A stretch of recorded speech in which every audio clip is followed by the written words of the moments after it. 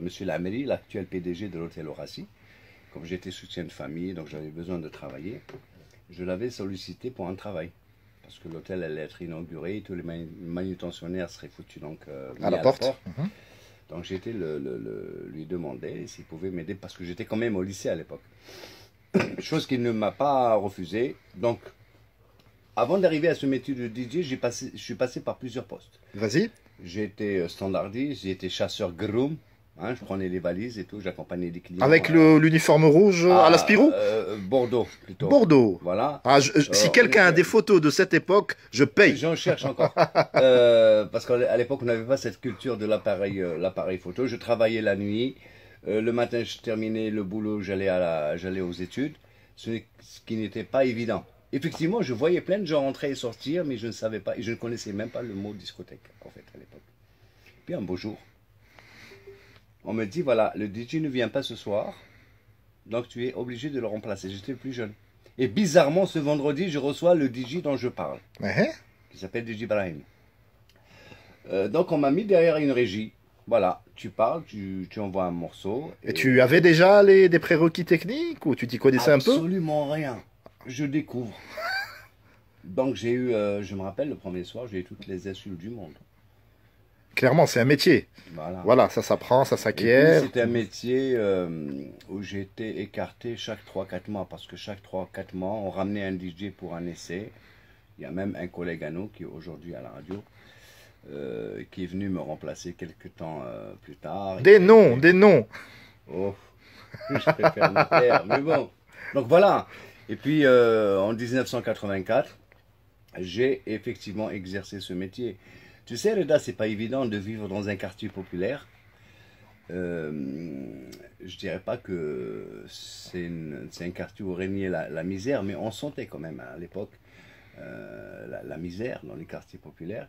Et puis se retrouver le soir dans un autre milieu qui n'a rien à voir avec le nôtre, un milieu où l'argent coule à flot. Des paillettes, voilà. Voilà, donc c'est pas évident, c'est ce que j'appellerais un viol mental.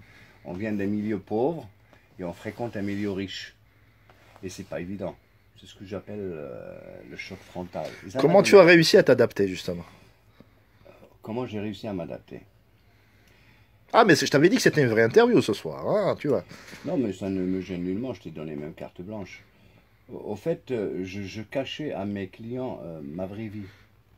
Ah oui, parce que mes clients ne savaient pas que je venais d'un quartier populaire, que je ne sais pas qu'est-ce que c'est qu'un vinyle, que je ne savais pas ce que c'est qu'un vinyle. Je ne savais pas ce que voulait dire une discothèque. Mais entre-temps, j'apprenais. C'est d'ailleurs eux qui m'ont appris beaucoup de choses, avec le temps. Et je suis quand même l'un des DJ qui a fait le plus de discothèques. On peut les énumérer, hein, il y a...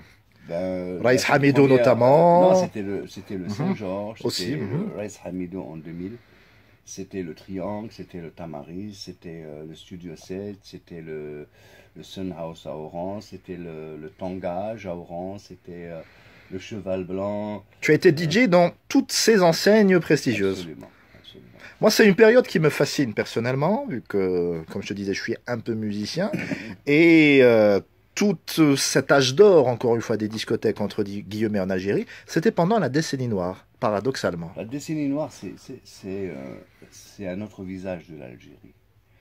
En fait, la décennie noire avait démontré la rage de vivre. La soif de vie des Algériens, tout à fait. Des Algériens.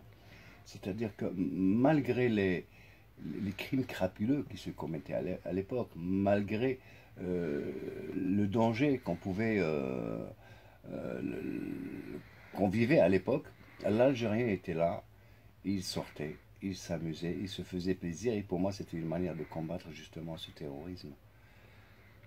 Est-ce que cette Algérie parallèle dont tu me parlais tout à l'heure avait conscience de ce qui se passait dans l'Algérie profonde, sans langue de bois? J'en faisais partie.